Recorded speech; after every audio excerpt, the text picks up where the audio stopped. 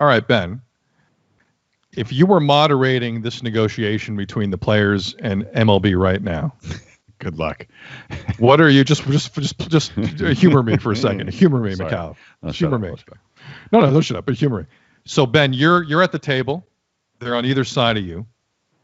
What is the proposal you put on the table on a single sheet of paper, written in pen, old school, that you believe will piss off both parties equally, yet at the same time get you a deal?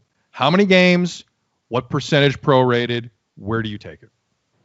Well, yeah, I don't think pissing them off would be particularly hard at this point. It just seems like the whole tone of these negotiations has been pretty negative, which is unfortunate. But it's honestly a good question, Sid. And I think that if you were trying to outline something that would appeal to both sides, you're probably looking at 75 to 80 games. You're looking at 100% prorated salaries.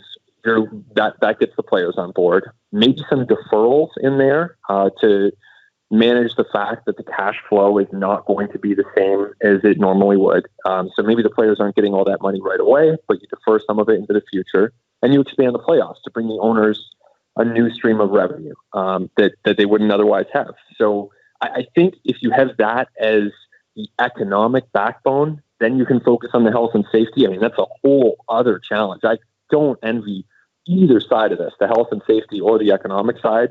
But I think if you had that as the economic starting point, then you can move on to health and safety and hopefully get baseball started up and going within a couple of weeks. How Sid and I both looked at Rob Manfred's quote about saying they're 100% they're going to play baseball this year as almost a threat.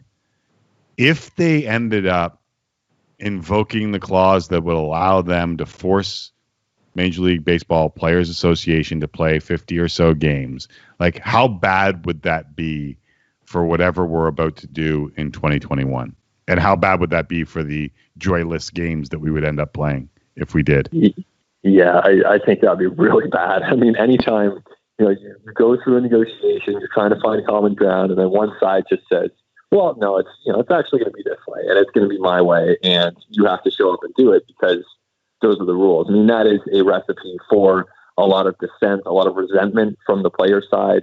I have to think that Major League Baseball is aware of that fact, and as much as, look, the league has more power over the players in this, and that's just the way things are right now. There's no way around that.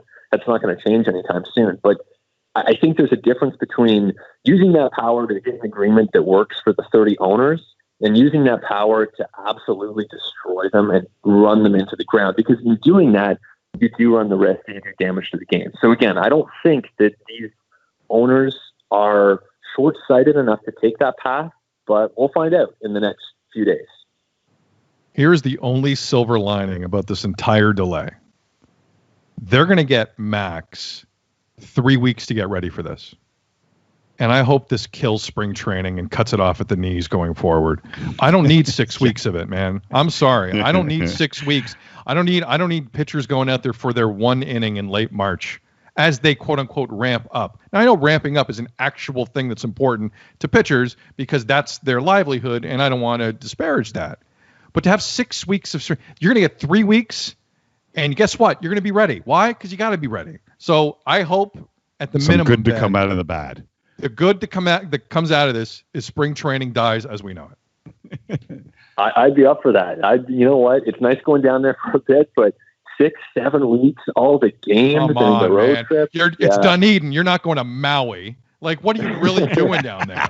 Like, who likes being in Dunedin for 6 weeks? Like, what the hell are you talking about? Drive to Clearwater. To be fair, it's about negative 15 around here at that time. So I guess that's the counterpoint. But yeah, I think we'll see a lot of change come from this. And you know what? Like, I'd be up for a shortened spring. There could be other changes to the playoff format, changes to the rules, to the pace of the game. It's going to be really interesting to see what sticks, and hopefully something good does come of all this. Benny, I said at the start of the show, I miss walking around the Sportsnet offices and getting a chance to pick your brain every once in a while. Appreciate you jumping on with us, and hopefully, fingers crossed, we'll be talking some baseball and it'll be done safely. Thanks for having me on, guys. Appreciate it. Thanks, Talk to you.